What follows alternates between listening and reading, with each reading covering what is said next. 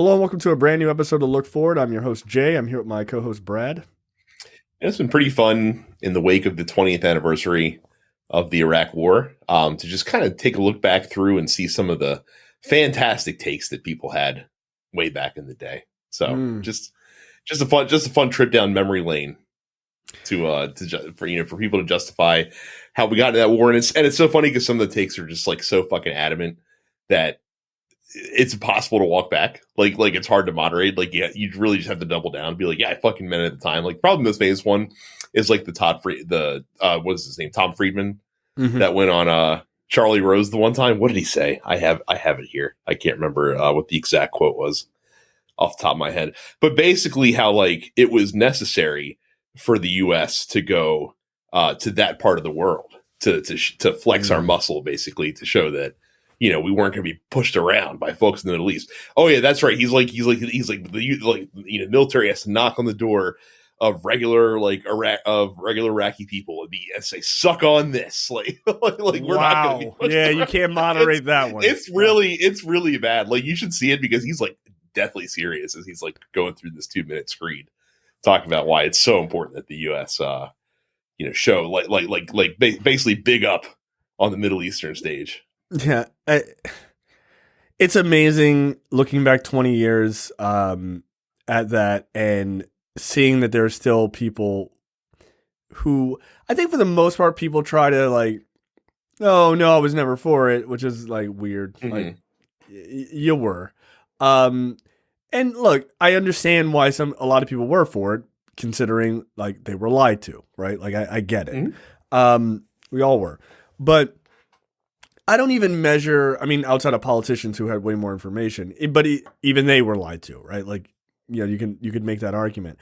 Should they have known better? Yeah. But like, I'm not super, like, I don't hold that as being a thing against a politician forever. Because again, if you were given real information, would you have made that same choice? We don't know, right? Like, it's not fair to say definitively that they wouldn't have. However, like halfway through the 20 years, if you're still like, we need to double down, nah, you don't get to walk that back. Like Trump tried that and it was like, dude, you were like pro the surge. You were pro all that shit until it became universally unpopular. And he's like, we need to get out of this war. Like, nah, here's this clip from Howard Stern. Like we have you right here. Right. So like those people, I don't give a pass to. Like I don't give a pass to people with the early, the early authorizations of war and stuff like that. I don't give a pass necessarily, but I do understand the circumstances, and I think it's important to understand those.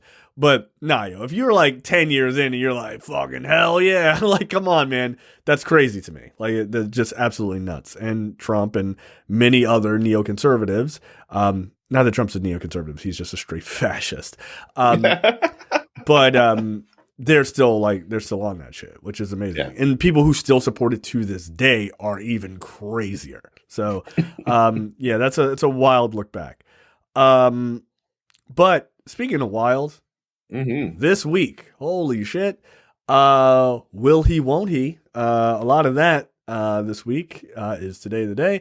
And as I predicted, I knew it wasn't going to happen. You know why? Because there's no way the news gods would smile down on us and have a Trump indictment before we record. If anything, it'll happen tomorrow morning after I edit this episode. Like that's reportedly, and not reportedly, like anyone with like knowledge of the situation immediately saw Trump like, I'm going to be arrested on Tuesday, and we're like, wait a second. Like, first of all, an indictment hasn't even been passed down yet, number one. So you're not going to be arrested until you're indicted. And an indictment can't be passed down until Wednesday at the earliest, because that's the next day that the grand jury reconvenes. So what the fuck is he talking about? Yeah. And yet, everybody, the news went crazy. Everybody out there, both sides of the news media, politicians all over the globe, they fell for it again, because after 8 years, we have not yet learned, apparently, that Donald Trump is a messy bitch that likes drama. Yes. Like really, that's the simplest way you can describe it. He's a messy bitch. Yeah, and not only is he a messy bitch, and how, Um, he's just a liar. Like, he's just Also a true. bold-faced fucking liar. He's also an idiot, right? Like, because I don't doubt that he read or heard that he was going to be indicted possibly Tuesday, and he was just like, indictment, arrest, and he just conflated it all. I'm good. Got on fucking Truth Social and just like did this scree, right? I wouldn't be surprised if that happened too. But it does scare me that the news media will just play along, or they will just follow along with whatever he says. Fact check, be damned, like off the rip, right? There was a good 2 to 3 days after he said that it was like, this is a statement of fact. Like, it's happening. I expect that type of dumb shit to spread on social media because a lot of people are pretty unaware of how systems work and things like that. And it's sensational. And then you've got like a bunch of, political influencers on the left and right who will just amplify that message, right? And then people just see headlines and they're like, oh shit, today's the day, right? So I understand that. I don't give an excuse to the news media who should know better, right? They know that the grand jury reconvenes on Wednesday, right? That of course was canceled today. We're recording on Wednesday night, but they are reconvening on Thursday, which again leads me to believe that the news gods would, of course, make the indictment the day after we record. Naturally. Because, of course, like, why not? What and so it's funny because and like the next story that you have here is that he wants the spectacle of an arrest. He's trying to play the situation to his advantage or whatever Absolutely. That means. Cause like I kind of want to back up and talk about how it's kind of preposterous that people are just like, oh, like he's playing 4D chess. Like, oh man, like if they indict him and arrest him and charge him with this crime, like it's going to make him even stronger. And I'm thinking to myself, I'm like, how many presidential candidates do you know are just sitting here with federal indictments hanging around them in the past? That's been a boon to their campaign. Like regardless right. of the hypercharged, partisan area that we live in right now, like the partisan times that we live in right now, it's not a good thing to be a potential like an indicted felon, right? When you're trying to run for president. I mean, regardless of how you slice it, right? I get why people think it would work for him, and it may to some extent, right? Here's where it does work for him. It sucks all the air out of the room talking about any other candidate but him. And the thing that he benefits the most from is everyone talking about him and no one talking about Nikki Haley or talking about Ron DeSantis or any of the other potential candidates, right? That hurts Ron DeSantis the most because he really needs people to talk about him. That's why he keeps doing all these despicable bills, and we'll talk more about that today. That's to keep his name in the mix. It's not because he truly believes it, though maybe he does. I think it has way more to do with just keeping his name in the mix of like, these are policies coming out of Florida. If you're a piece of shit and you like these, Ron's your guy, right? Meatball right. Ron, as I'm partial. He also tried, I'm sure you saw, and I'm sure everyone listening heard, he tried to take a shot at Trump. Like he tried to have it both ways, interestingly enough, because someone asked him about the pending indictment, and he's like, oh, Alvin Bragg, he's a Soros-funded prosecutor, and he can't keep New York safe, and to say nothing of the fact that crime stats are actually down since Bragg's been district attorney, but that's right. Neither here nor there. But on the other hand, I don't know anything about, what it's like to pay off, porn star misters or anything like that, so I don't really have any experience in that field. It didn't really land well. Like, it was his attempt to try to be Trumpian in many right. ways, but he just doesn't have the charisma to pull it off. Yeah, he doesn't. He's a dork. But I look. It is interesting, right? It from a purely historical purpose, it's really interesting that you could see a former president being indicted, right, for a quite serious crime, right? This is not like a bullshit thing. What I do find interesting is that it's not surprising, but it is interesting. The right wing's response to this is like, presidents shouldn't be. You shouldn't go after presidents for any crimes ever. Did you see? What? Did you see Kevin McCarthy's take No. on this entire situation? He's like, yeah, this is just a personal finance situation. Like the federal government or the New York government has no business getting involved in this personal finance situation. Let's forget about the fact that, as I think I heard, I think Michael Steele made the point because he was guest hosting All In last night. Someone's already been to jail. Yeah. For a crime related to this specific incident.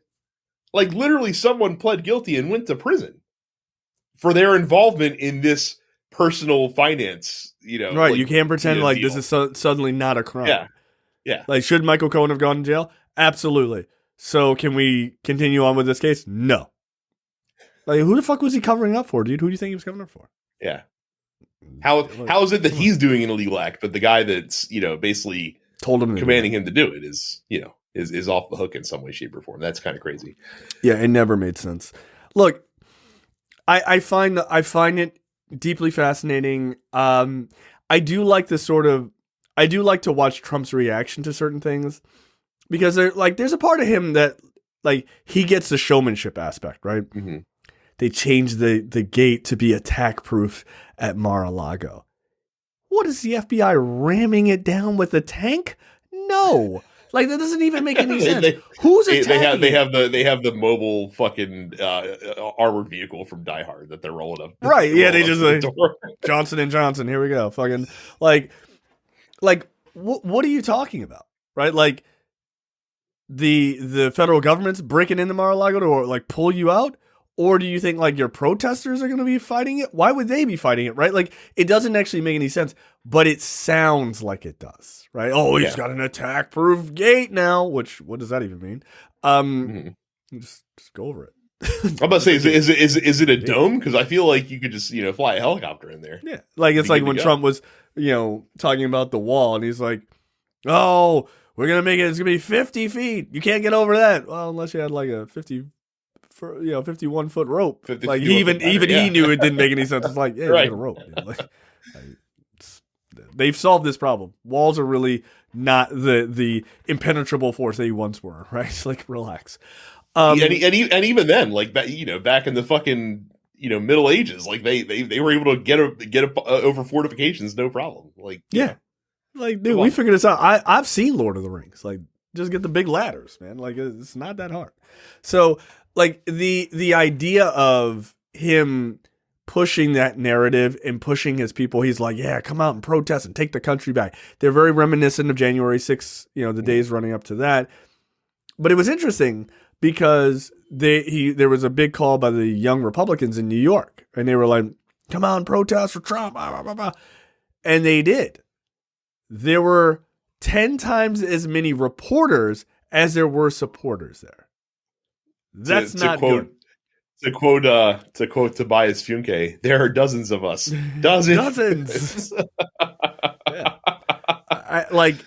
That doesn't bode well. Now, the one guy, I think it was Ben Collins, who was covering that for MSNBC, was saying that one of the problems, though, is in order to find the location of the event, you had to sign up for this spammy email list, and people just didn't do it.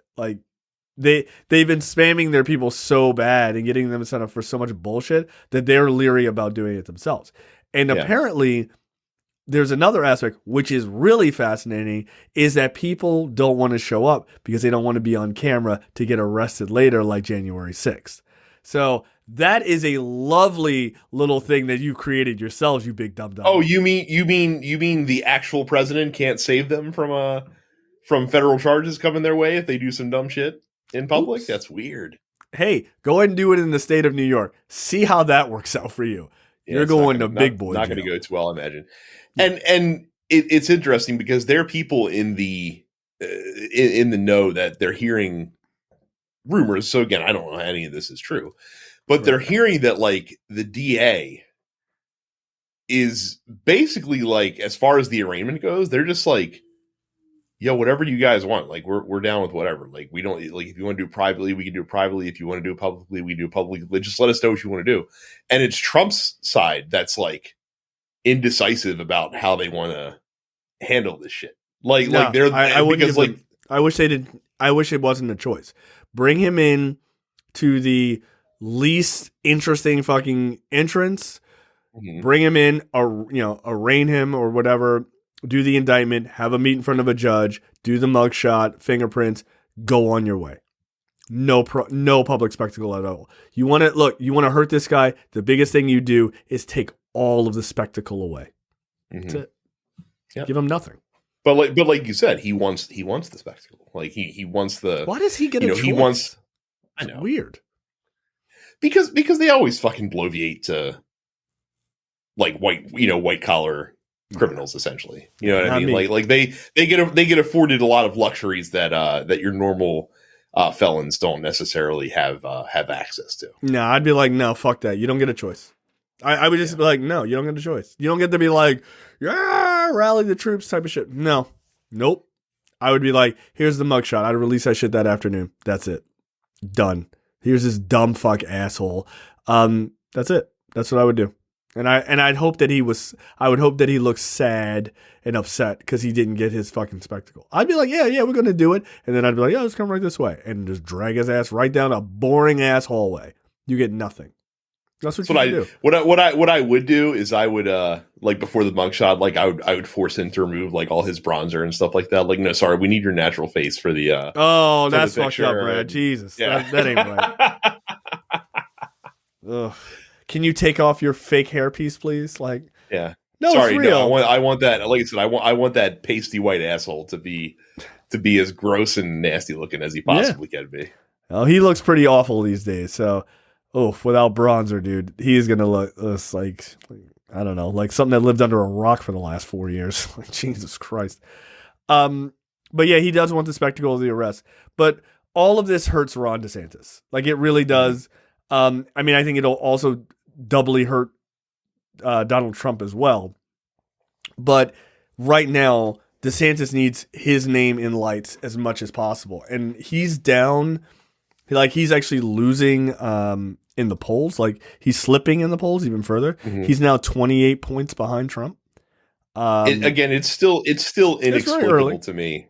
It's still inexplicable to me that Trump still has such an iron grip on the party. There was like 54%. RNC.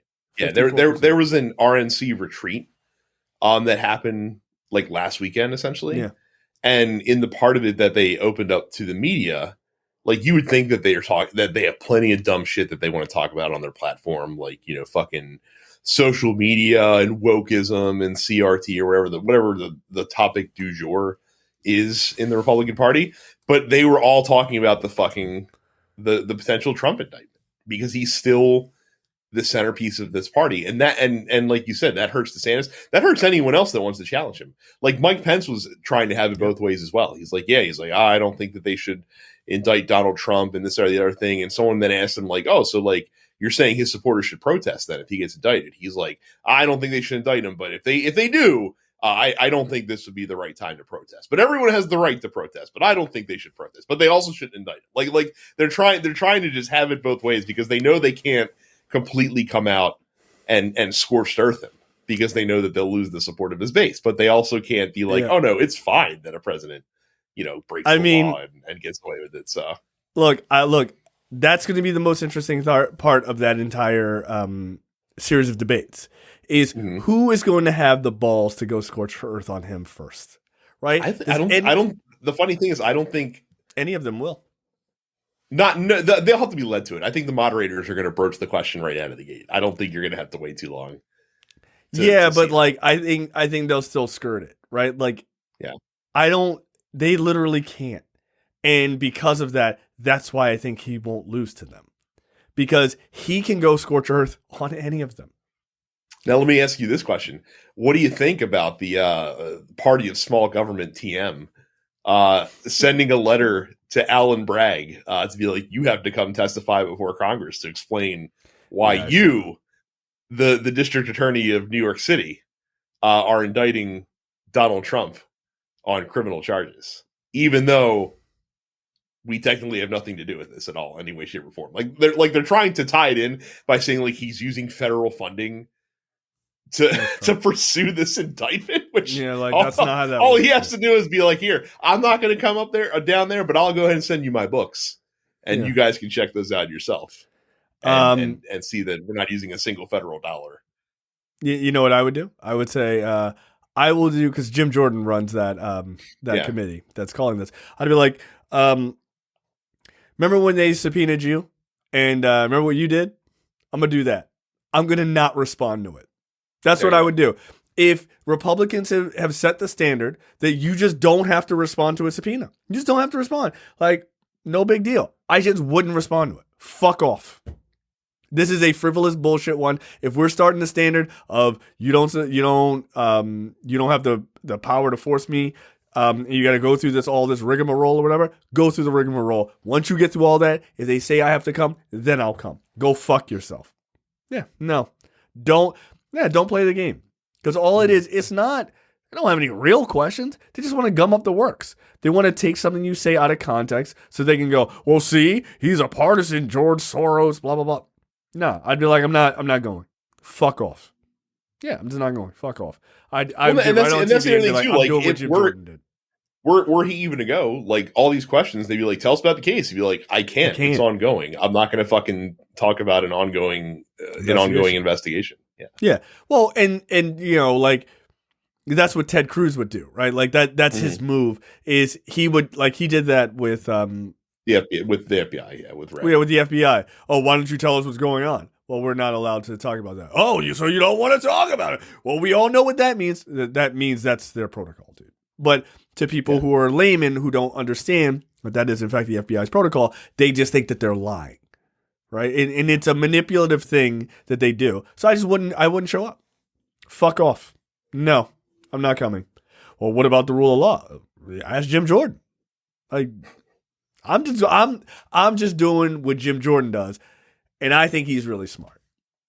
I would just be like, no, I'm not coming. Fuck off. Like, you can send as many emails as you want. I'm not coming. Fuck you. I too don't wear a suit jacket when I'm sitting in Congress. Yeah, no, it makes me interesting. Different. Yeah, fuck that guy. So I just wouldn't go. Like, nope. Like, oh, that seems offensive. Yeah, well, what does that do to the rule of law? Well, the rule of law has already been trashed by the Republican Party anyway. So why should I play your game? No, fuck that. So here's another interesting thing. So there are 3 pending cases right now for Trump. There is the New York Stormy Daniels case, which is the potential indictment coming, of course, fucking tomorrow. There is the Georgia case where he basically was like, hey, can you find me 11,000 votes? Even after the fucking votes were certified, right? Yeah, it's fine. Don't worry about it. We'll just try to steal this election. That case. And then there is the federal case for the secret documents that were in Mar-a-Lago. Well, the sources say that a special counsel claims that Trump deliberately misled his attorneys about the classified documents at Mar-a-Lago, says the judge. So apparently he misled his lawyers, Trump did, so that they would sign an affidavit saying, like, the place Mar-a-Lago had been properly searched, all the documents had been found, there's nothing else left. And he lied. He lied to them, so they would just sign this because they couldn't move on without signing it. And so they did. They believed him, which is a mistake. Why anyone would take Donald Trump as a client is beyond. Yeah, but say that at this point, like, you've seen what has happened to literally everybody that's represented him at this point. It hasn't gone well for any of them. He's left a trail of indicted attorneys in his wake, right? Like, which is lawyers getting lawyers, right? So yeah, you're right. I have no idea why anyone would represent him at this point, and it also kind of gives you a hint to probably the caliber of representation that he's currently receiving at this point. Because if nobody with half a brain would take him on as a client, I can't imagine he's getting the best of the best, as he likes to say that he exclusively likes to hire. So yeah, he is not, and that largely comes from the fact that he doesn't pay people. Well, did you see one of his attorneys one of the other fun things is that, like, his lawyers keep making the mistake of going on Ari Melber's show. And the one for the Georgia case? Yeah. and Ari Melber like is an attorney, and like his lawyer was like, oh, like we reviewed the evidence, and there's nothing in there that makes our client guilty. And Ari Melber is just like, oh, cool, that's neat. Here's the statute that he's accused of violating. Like, here's two of them. There's like way more than just these two. And I'm like, and Melber did like the lawyer thing. He's like, I'll give you the widest berth possible. Before the election was certified, all right, we're going to argue, we're going to go back and forth. But he's like, but after December 14th, he's literally on the phone asking to find 11,000 votes. He's like, how can you charitably interpret that statement as anything other than trying to solicit, solicit election fraud? Yeah. And his attorney just didn't have an answer. Yeah, he was like, we're very confident that he didn't. What? I'm very confident that he did. Now we're back at square one. What the hell are you talking about? Yeah, no, that was an interesting interview because he had no answer. He had no answer whatsoever. He was trying to just lean on sort of like weird, like client lawyer, like, we got this, we're going to do it, like, together, we are one. Like, he had no definitive answer of like, no, actually, all right, let me push back. That's not how the statute works, or blah, blah, blah. He had nothing. None of that shit. It was hilarious, actually, to watch a guy just completely try to bullshit his way through that interview. And Ari Melber had him dead to rights. Like, the quote he put up from the statute was like, even requesting information, like basically requesting that you get, whatever, 11,000 vote, that is considered illegal. Like, that's exactly what he did. He quite literally requested that they find 11,000 so on so on votes.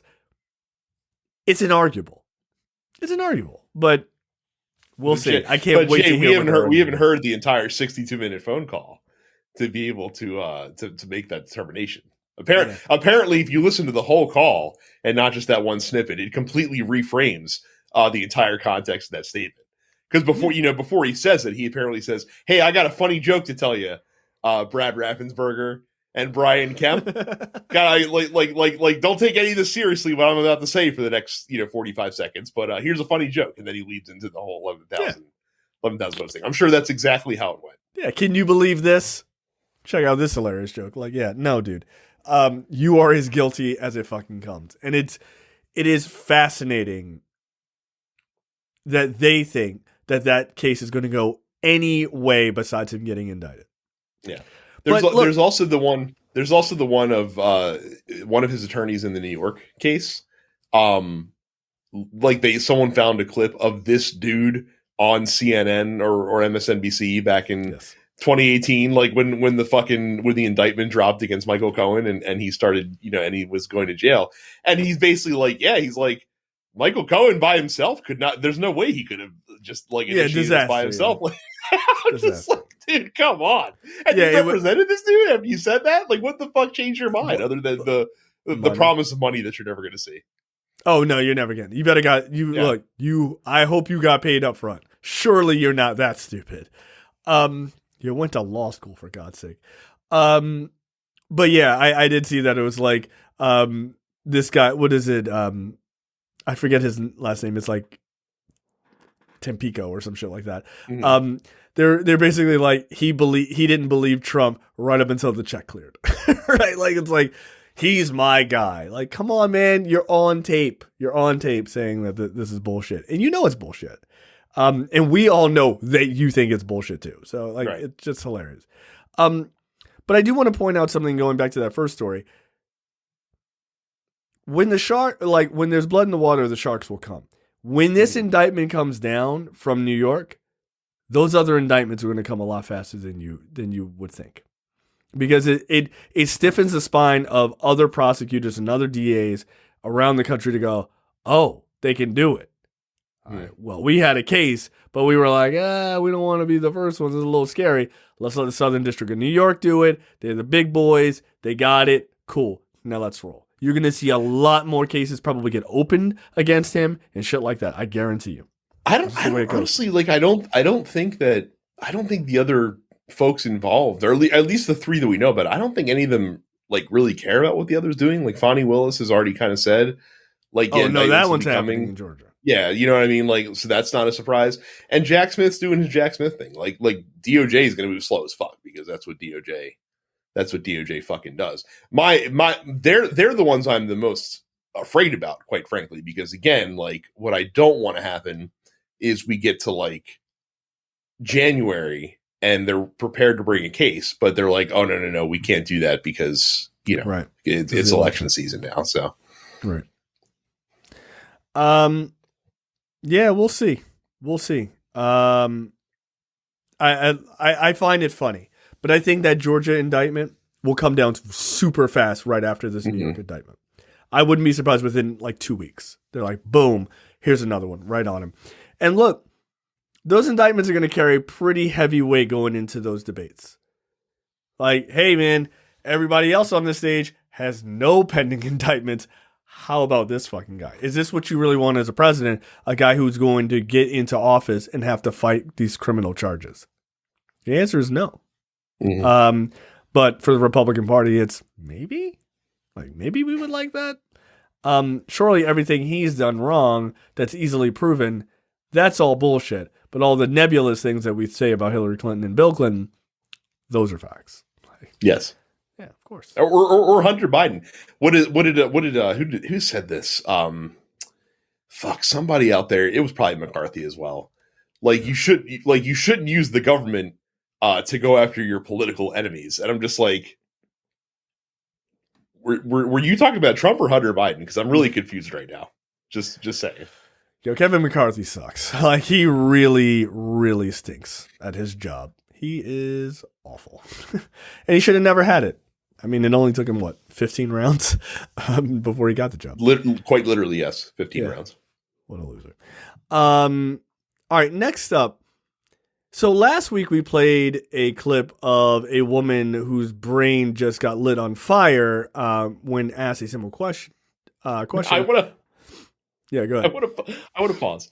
So the Bethany Mandel interview happened. We played it last week. You heard it. I'm sure everybody had seen it anyway beforehand, where she was confronted with the question, how do you define woke? And like you said, like her brain shut down literally for 30 seconds and she couldn't come up with a compelling excuse. So for other conservatives out there, that's like seeing the answers to the test or seeing the question that's going to be on the test before you have to take it. So like you see someone else took the test first, and they were confronted with this difficult question, and you're like, oh shit, like I should probably give half a thought to what my answer for this question is, because after seeing that, like there's gonna be tons of fucking people in the news. Yeah, this is gonna be the weapon that who are gonna ask me the same thing. So like it would behoove me to at least spend, a couple minutes workshopping a potential response to this question. Right. Yeah. Or not. I could just not do that because I'm an idiot. And one such idiot, former press secretary Dana Perino. So she's on Fox and she's talking about the definition of woke. She's gonna let you guys know, don't worry, conservatives. You guys are okay. It's not a big deal. One of the things about woke is, can you explain it to your mom? Think about that. And I remember when President Trump was running, and this was before he won in 2016, he used to get standing ovations initially when he would say, political correctness is ruining our country. And everybody that was clapping knew exactly what he meant. But it's sort of like the Supreme Court definition of pornography. You know it when you see it. So the Democrats want to get you in an argument where you're having to define wokeism as if the Webster's dictionary is defining it. And that's not what it is. It could be a feeling. It could be a sense.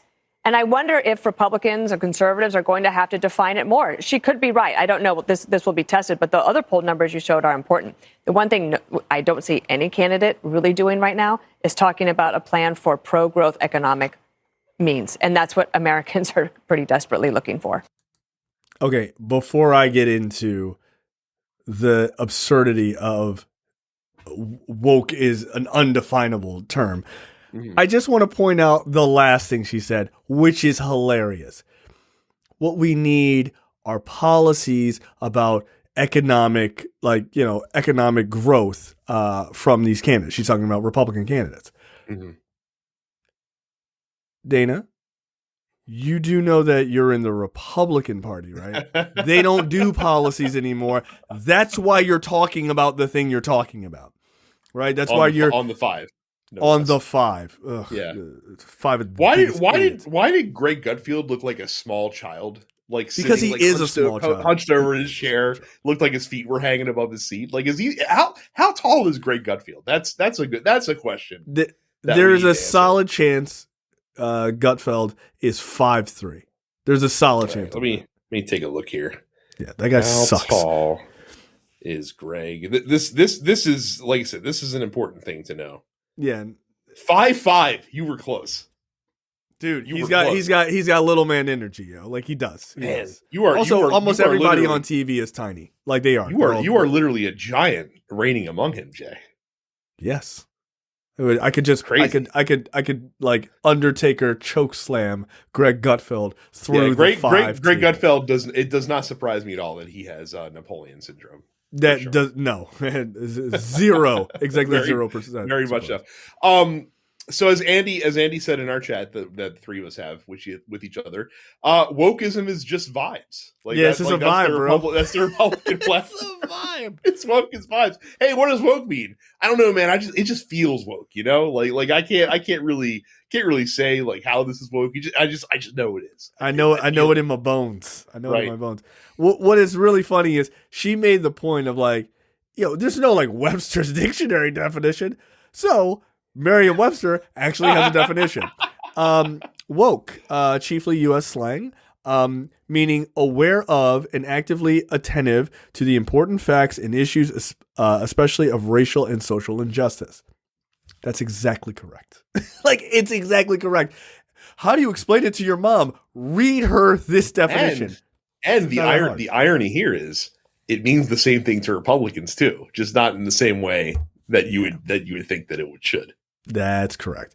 But I do like that. I mean, woke is like, it's like a feeling, man. It's all the vibes. But that actually, for them, that's correct. Because they just say anything that doesn't feel right, white. I think it's white, right? It's definitely white. Yeah. If it doesn't feel straight and white, then it's woke. Well, I saw a thing that it was woke that ESPN was covering female basketball in the month of March, and people were like, "But March Madness doesn't start for like 2 weeks. There's not a game for like another week or so." Like that's why they're not covering male basketball. They're like, "Nah, it's woke."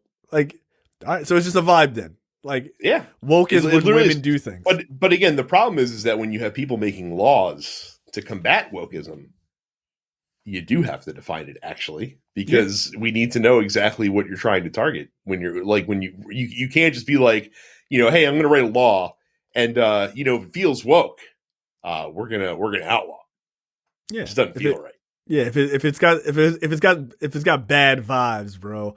Like, I'm trying to vibe out on this. Like that, sir. That's not a legal term.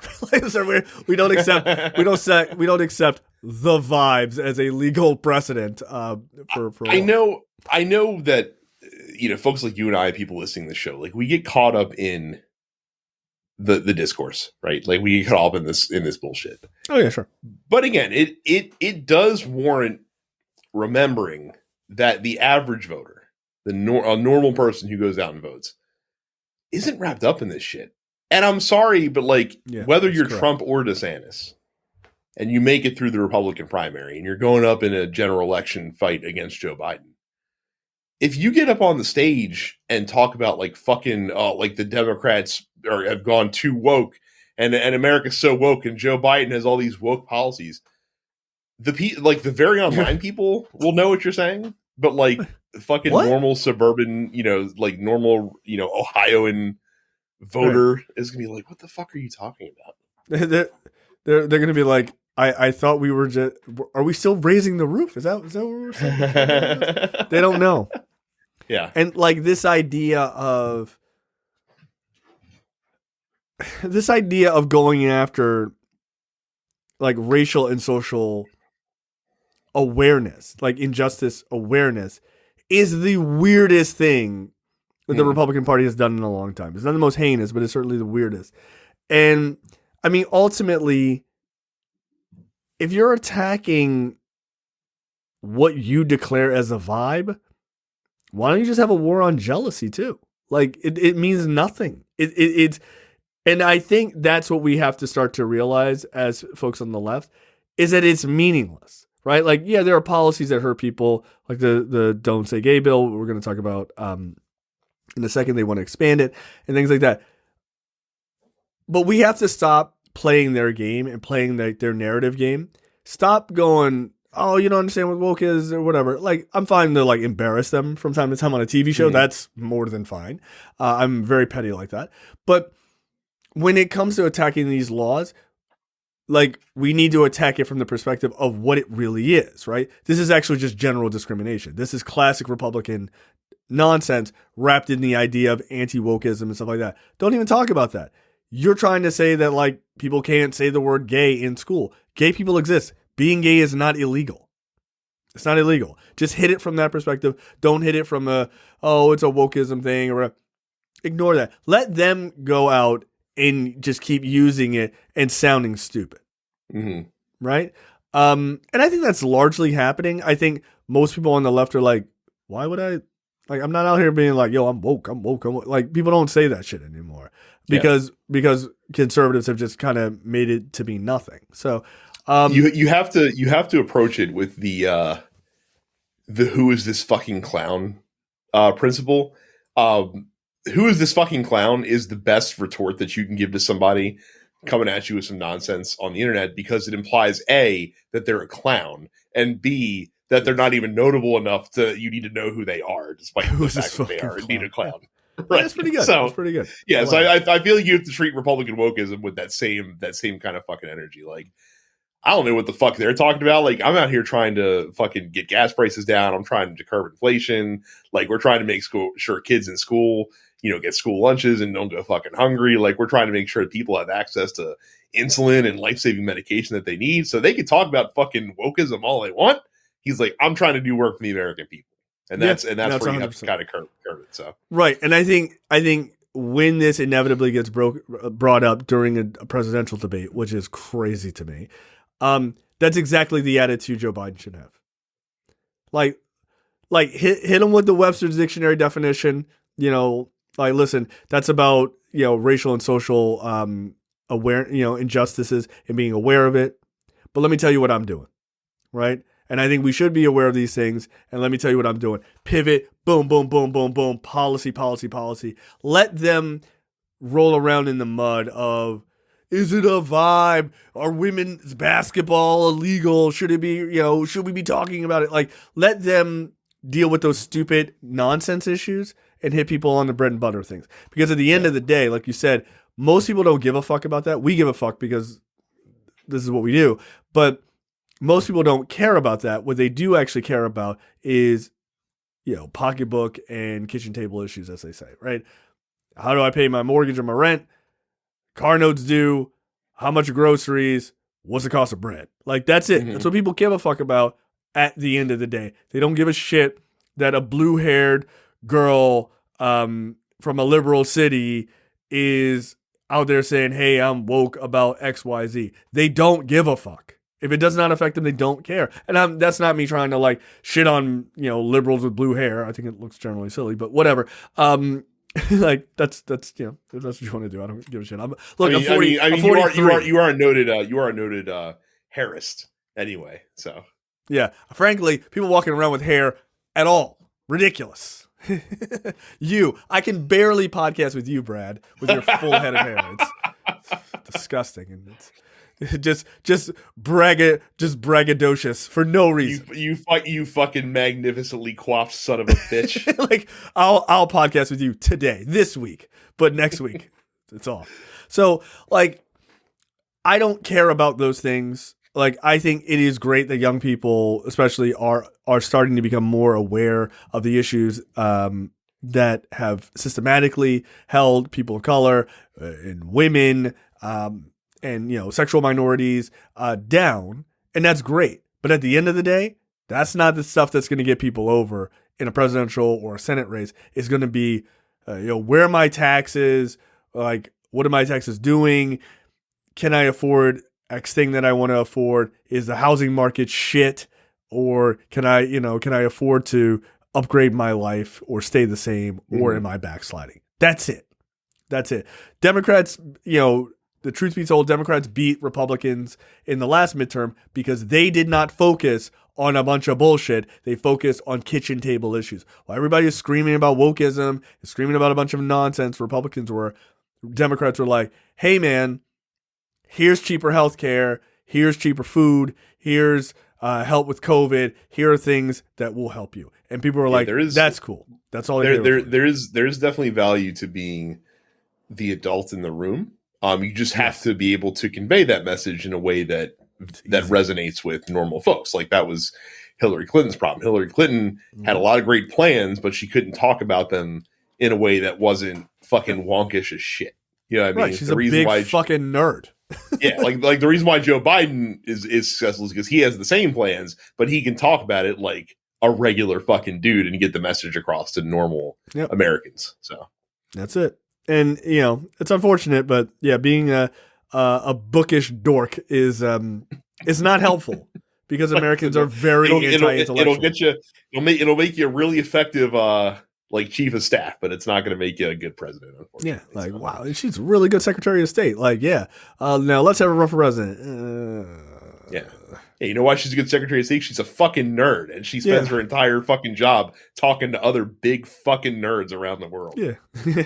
Hey, can I hang out with the international nerds? You can. Go. Like, it's just reality. I mean, Obama rode the line because he's a big nerd, but he's like a big nerd in like he's a big wonkish nerd, but he's also like a modern nerd. Like, but I also watch Marvel movies, like where that's not as nerdy as it was in 1975, right? So he's a modern nerd in that, like, I really like technology and stuff like that. And everyone's like, yeah, well, I'm also a nerd in that way. But he's also like, but I also know all this wonkish shit too. And they're like, what? And he's like, nothing. Hillary's over there. Look at her. Look at that nerd. But he can also hoop though, and I feel like that counted for a lot. Say again? I said he could also hoop though, and I feel like that counted for a lot. Oh, 100% did. Yeah, dude, the first African American president played college ball and was pretty fucking good. Yeah. Look, I hate to play that stereotype, but if he played badminton, it probably wouldn't have worked. No, not as well. Not as well. Like I said, you got to be cool. Well, like I think we should probably install a basketball court here in the White House. Like tennis courts are all well and good, but not out here going to play fucking tennis every day. Like get the hell out of here. I'm trying to play a game of 21. Get out of here. Come on, Joe. Let's get it going. Let's play a game of horse. Good. Yeah, I was gonna say I'm gonna be Justin Trudeau down here and play some 1-on-1. Like tear his ass up. Yeah, like D me up, bitch.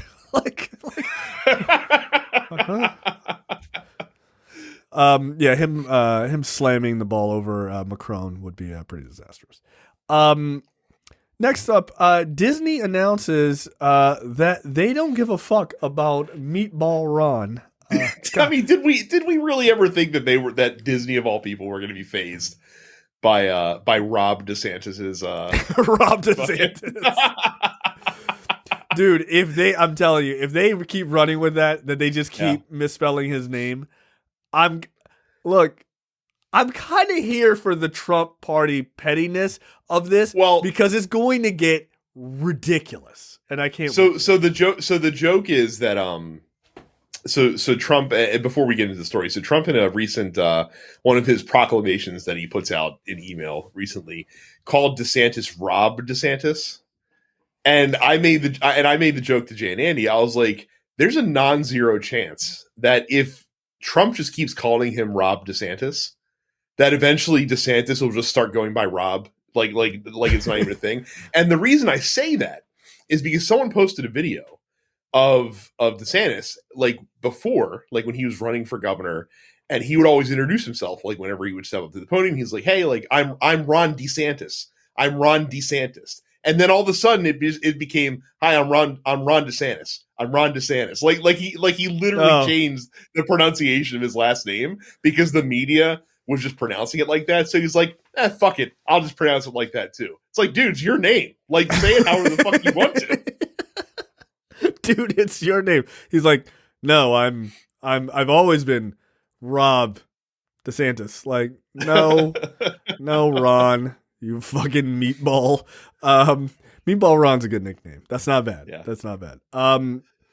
So Ron DeSantis obviously going after Disney, took control of their land, or took it back control under Florida. Back for the people of Florida. Yes. But not even really, because like I said, they didn't do what they said they were going to do and reincorporate in the counties. Like, they just put a governing board in place, basically, to tell Disney what to do. Yeah, and guess what? They're going to control the movies that are made. No, you're not.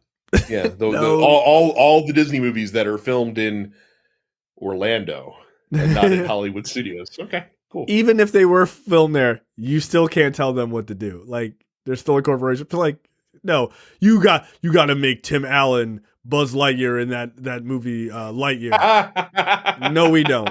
Like, go fuck yourself. Like, then we won't let you release the movie. You don't have any power here. What the fuck are you talking about? Like, shut up. So DeSantis obviously taking the ownership of the property back and putting in this governing board and really fucking with Disney, all because they backed the idea of standing up against the Don't Say Gay bill that DeSantis came out with.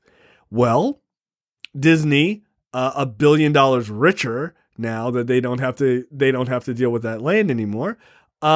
They said that, hey, guess what? September 11th through the 14th, we're running a big old fat, big gay Al, largest LGBTQ plus conference in the world, to talk about gay, lesbian, and transgender rights in the workplace.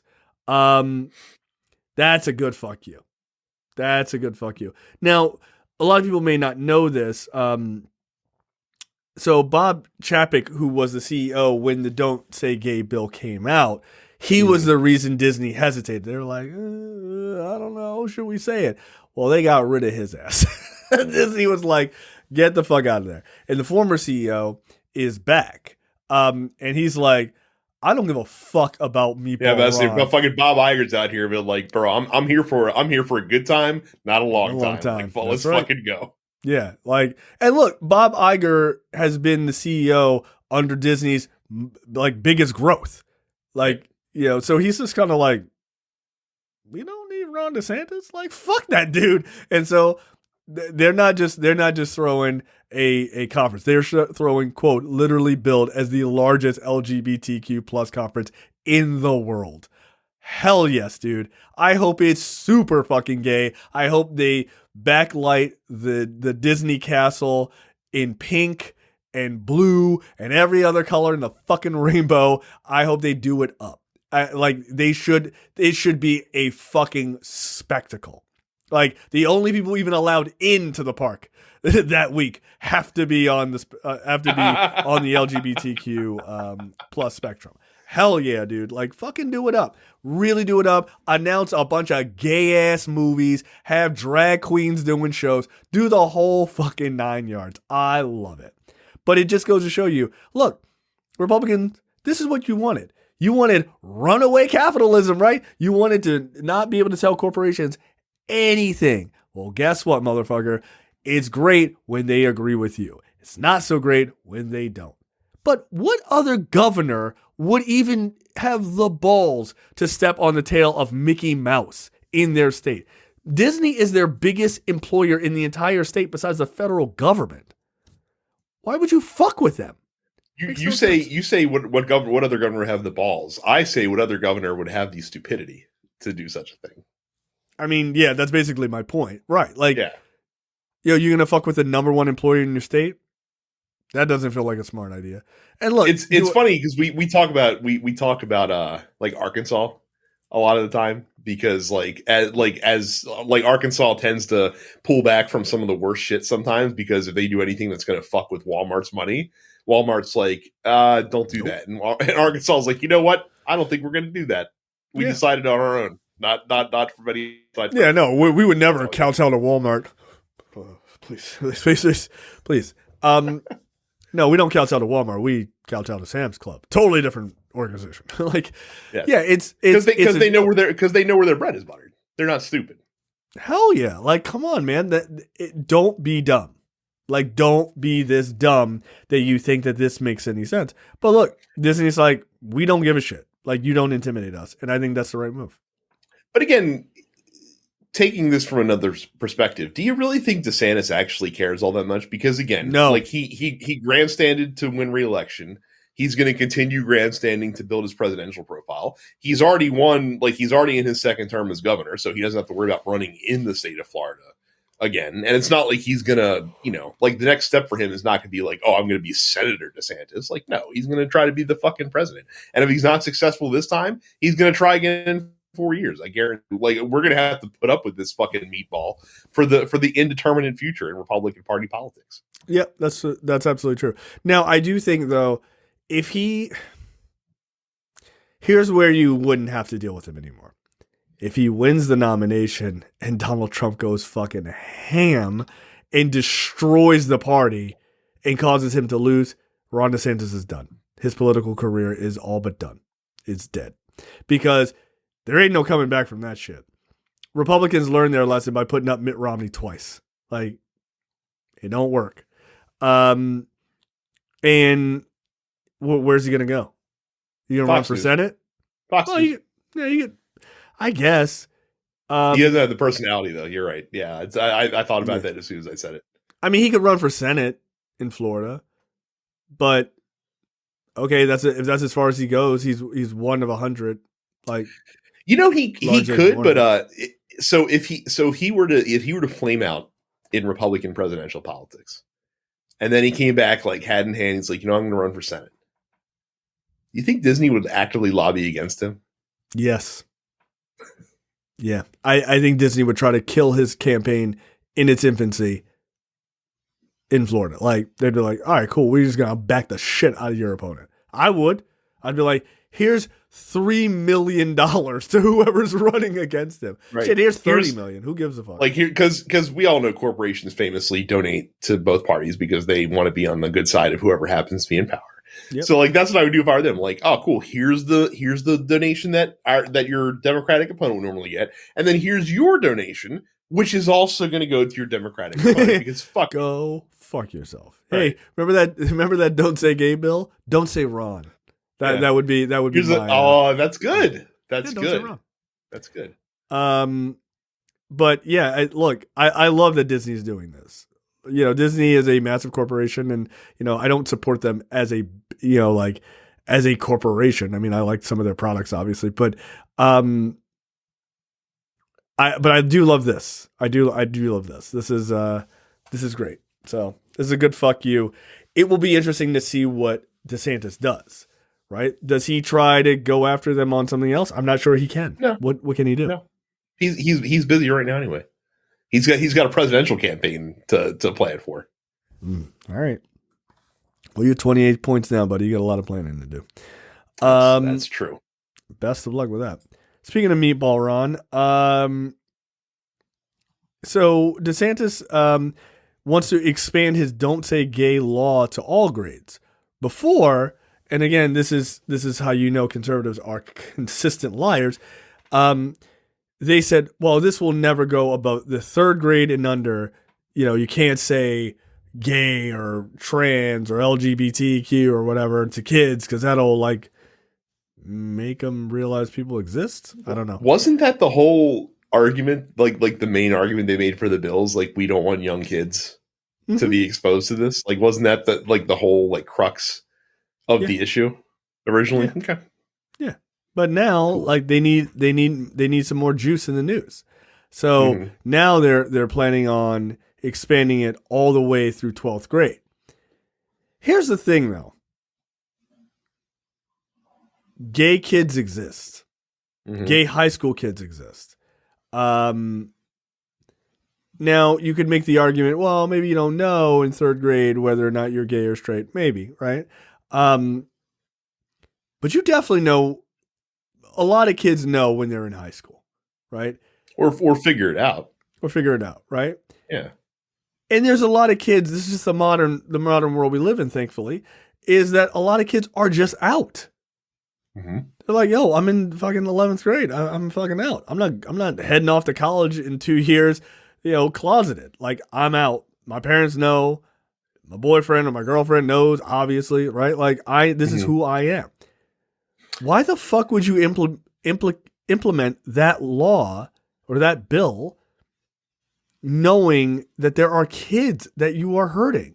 Like, and I know why they do it. They're garbage, but like, it's such an irresponsible way to behave to me. Not only that, where does the line get drawn there? Because we've already seen places, like in states where they've banned, abortion, that caregivers are afraid to even provide legal services around this, right, because they just don't know where the line is. So, like, let's say this goes forward. Do you not teach any sexual education courses in school, in Florida schools? Cool. Enjoy that STD and teen pregnancy epidemic that's about to fucking hit the state of Florida for the next 20 years. Yep. Yeah, you don't need to use condoms. They don't even work. Everybody knows that. So, cool. So that seems like a great idea. So, okay. Interestingly enough, I like to read. I feel like when I have, that's a weird statement to say, but like in America, that actually is probably a thing people should say. I actually enjoy reading. When I think that I have like a gap in information, like I have an idea of whether something is true or not, I like to try to read up and be like, am I correct or not? Right. So I was reading, incidentally, about, like, I saw someone tweet something and they were like, it was one of these, like, I don't know, like fucking Candace Owens, like, moron video. And she's like, what's a woman? You define it for me. Meh. I'm a woman because I have a uterus, right?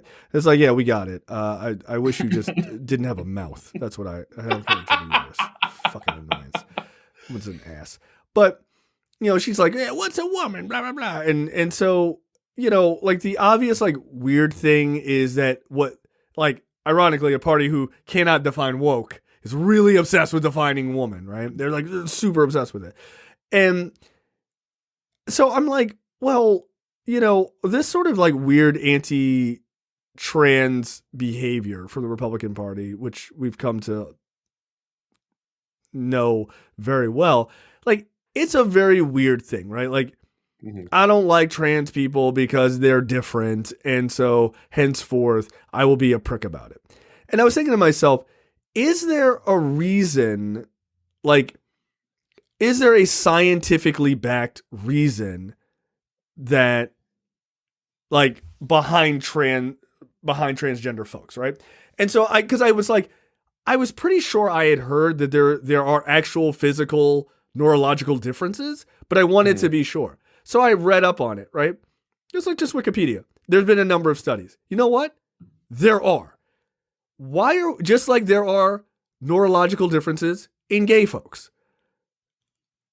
Why are we treating people differently if they are like literally genetically different? Like, it's such a weird thing for me. It's not just like, I want to dress like this. And you're like, you can't dress like that. And like, I'm against it because I'm against this like random thing. But this is a thing that people quite literally cannot help. It is something genetically in them. Why are we treating them poorly for no reason? I mean, it's very weird to me. No, I can explain. I mean, it's religion. I know ultimately. Well, that's part of it. But no, like, so Jay, obviously, like, you have in your corner studies from most likely woke scientists that have a political agenda and axe to grind. Vibe. Can we just let's be honest? Vibe scientists. Vibe scientists. Woke is a vibe. Science is a vibe. Really. Yeah, woke vibes and science is a vibe. It seems pretty woke to me, or at least that's what I feel.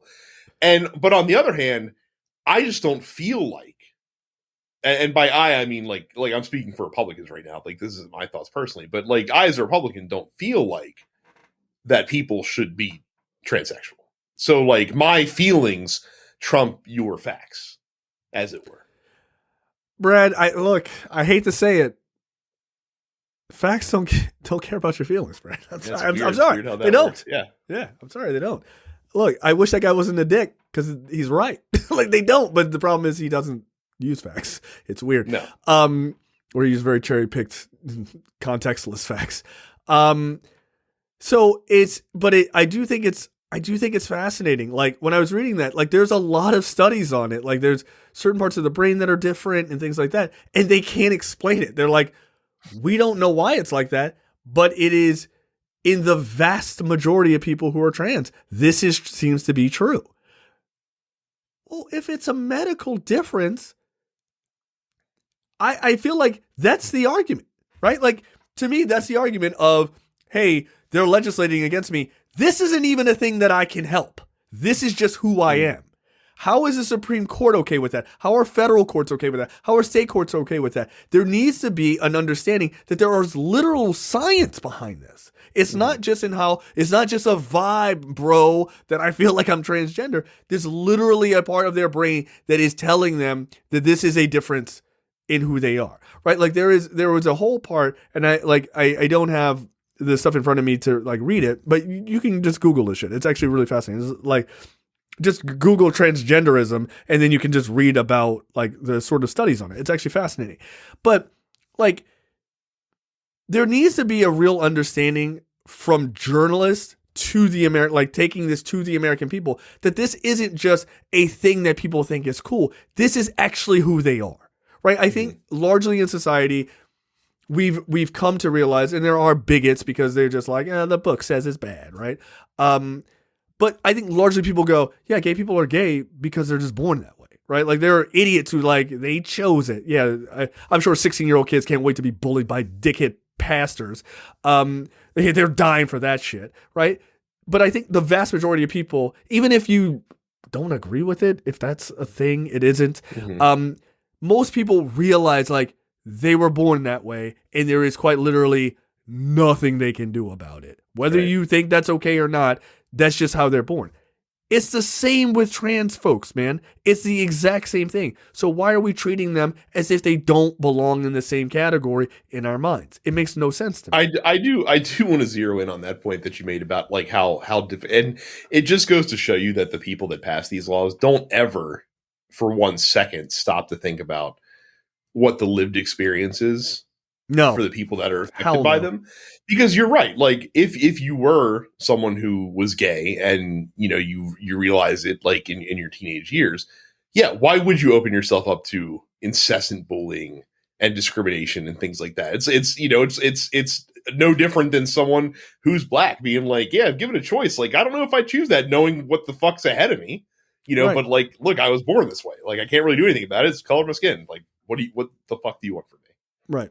Yeah, it just that idea that we just treat people a different way, even though we know that this is not like this is evidence that we can read up on and be like, oh shit, I didn't know that. Like I was reading it, I wasn't necessarily shocked, but I was like, oh, that's kind of interesting. Like, holy shit, like what are we making the argument for? But to me, that's a way to knock down these laws.